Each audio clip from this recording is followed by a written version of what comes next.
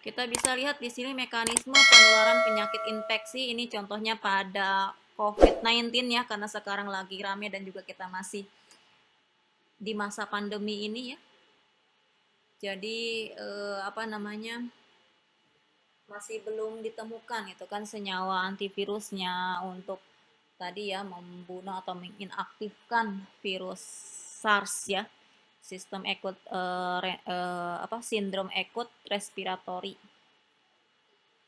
sistem akut respiratory severe ya, severe akut respiratory syndrome ya, sorry ya. Nah, SARS CoV-2 coronavirus 2 ya, yang kedua artinya sudah ada pernah ditemukan SARS sebelumnya yaitu tahun 2002 dan dia menyerang di pernapasan, di sistem pernapasan ya. Yang disebabkan oleh coronavirus merupakan famili dari Coronaviridae ya. Dinamakan SARS-CoV-2. Kalau penyakitnya namanya COVID-19, coronavirus disease tahun 2019 karena ditemukan di akhir tahun 2019 ya di Wuhan, Cina ya. Nih, jadi seperti inilah, lihat gambarannya mekanisme penularan penyakit infeksi ya. Di sini ada virus, virus akan mengikat reseptor. Reseptornya di sini adalah AC2. Jadi reseptor AC2 yang ada di sistem pernapasan, misalnya contohnya di sini sistem pernapasan, ternyata juga ada di sistem pencernaan ya, AC2 itu, dan merupakan reseptor untuk mengikatnya virus SARS-CoV-2 tadi ya. Kemudian ada perubahan bentuk ketika setelah apa mengikat tadi ya, ada perubahan bentuk reseptor tadi. Setelah itu mengalami fusi ya, jadi fusi ada penggabungan masuk ke dalam sel ya. Setelah fusi si coronavirus ini akan masuk ke dalam sel kita, disebut dengan endosom di sini ya. Jadi virus-virus ini, nah belum material genetik ya, masih virusnya. Oke. Kemudian setelah itu barulah di sini dia akan melakukan translasi ya, translasi karena material genetik virus SARS itu adalah RNA, maka dia harus membuat template ya seperti DNA, artinya dengan reverse transkriptase ya. Jadi reverse transkriptase itu untuk menggabungkan RNA virus dengan DNA inang ya manusia, sehingga ada namanya cDNA ya, cDNA. Nah, supaya tadi ya compact gitu ya, antara RNA virus dengan DNA manusia, karena DNA manusia kan genomnya cukup besar. Ketika ditempeli RNA virus sangat kecil itu, maka dia si virus itu punya mekanisme tersendiri ya supaya bisa menempel di DNA-nya manusia dengan bantuan reverse transkriptase dan juga tentunya DNA polimerase ya, untuk mensintesis DNA RNA baru, tentunya RNA virus baru ditranskripsi dulu ya, ditranskripsi kemudian ditranslasi ya. Tentunya ini akan terbentuk virion, virus-virus baru yang akan menginfeksi sel inang lainnya yang ada di dalam tubuh ya. Ini masih di dalam tubuh seseorang ya, mekanisme penularannya. Nah, bagaimana ke manusia transmisinya kan gitu ya.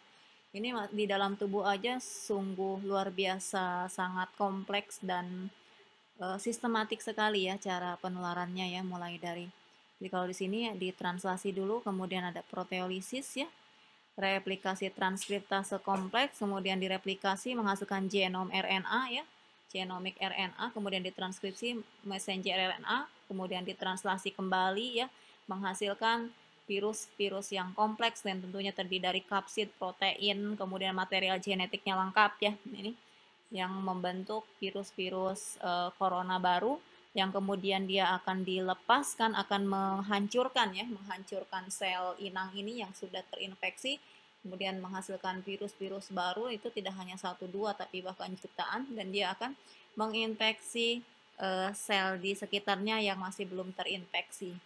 Nah, itu masih di dalam tubuh ya, mekanisme penularan penyakit infeksi di dalam tubuh. Nah, bagaimana dia akan mentransmisikan atau menginfeksi manusia lainnya, yaitu dengan cara, sampai saat ini WHO menyebutkan, yaitu dengan cara droplet ya, ada tetesan cipratan bersin atau batuk seorang penderita coronavirus tadi ya, ketika misalnya dia bersin tidak menggunakan masker gitu kan, kemudian mengenai orang di sekitarnya, kemudian orang di sekitarnya juga tidak menggunakan masker dengan jarak yang cukup dekat, tidak menjaga jarak ya, jarak minimal yang sekarang rekomendasinya kan harus 3 meter ya. Nah itu supaya tidak menular ke orang lain. Jadi makanya protokol COVID itu kan pakai masker, jaga jarak, gunakan hand sanitizer atau cuci tangan pakai sabun dan air mengalir di setiap Anda dimanapun berada, atau misalnya setelah Anda memegang benda-benda, permukaan-permukaan benda yang tentunya gitu kan dikhawatirkan kena cipratan atau droplet tetesan bersin atau batuknya si penderita tadi ya, supaya tujuannya untuk mengeliminasi virus-virus corona tadi supaya tidak menginfeksi tubuh kita ya. Itu ya. Nah, kita bisa lihat di sini adalah postulat dari Koch ya, tentang mekanisme penularan penyakit ya. Ini digunakan untuk menentukan etiologi penyakit, di mana dimulainya penyakit itu menyebar gitu kan. Di sini ada postulat Koch, beliau seorang peneliti tentunya yang juga mendapatkan Nobel Prize ya waktu itu.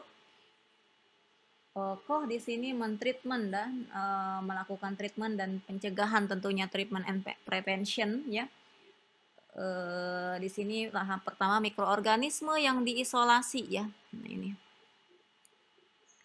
mikroorganisme yang diisolasi dari organisme yang sakit, nah atau hewan yang mati, nah kemudian ditumbuhkan di media ya sama Koch ini.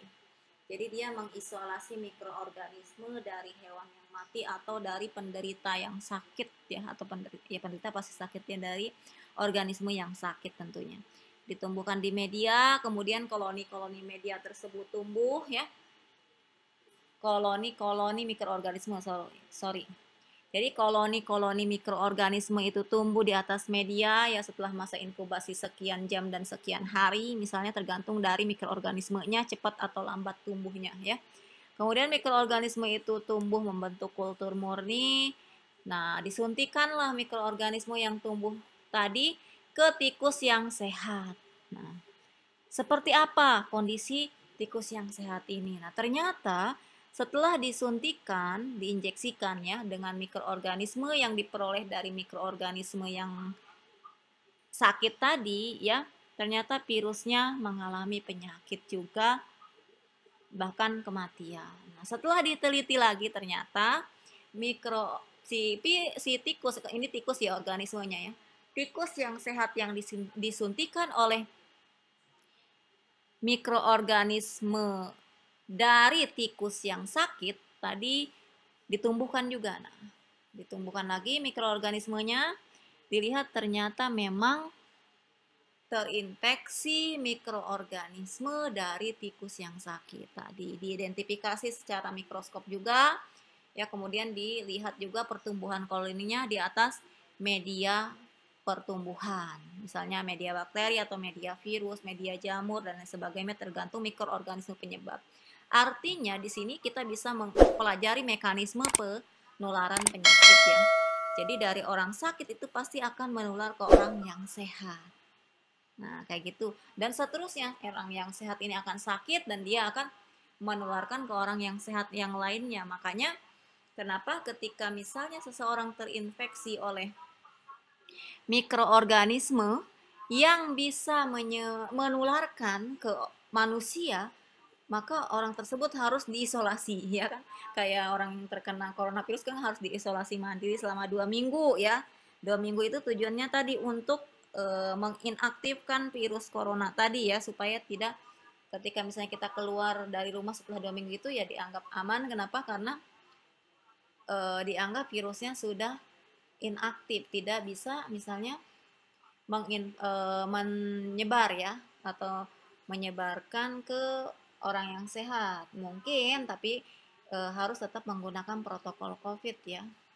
Nah, apakah akan ada reinfeksi dari orang yang sakit ini misalnya reinfeksi, infeksi penyebab penyakit misalnya mikroorganisme lain, bisa ya. Misalnya contoh Anda terkena Salmonella typhosa ya, Salmonella typhi. Nah, Anda itu bisa terinfeksi kembali oleh Salmonella typhi ketika misalnya sistem pertahanan imun dalam tubuh Anda lemah, Anda kecapean, kurang nutrisi dan lain sebagainya. Itu juga salah satu faktor yang menyebabkan reinfeksi tifoid misalnya. Terus kalau COVID-19 ini bagaimana? Untuk saat ini sih Ibu belum baca ya apakah reinfeksi atau tidak ya. Itu belum baca artikelnya ya. Apakah ada orang yang positif kembali setelah negatif kan gitu ya.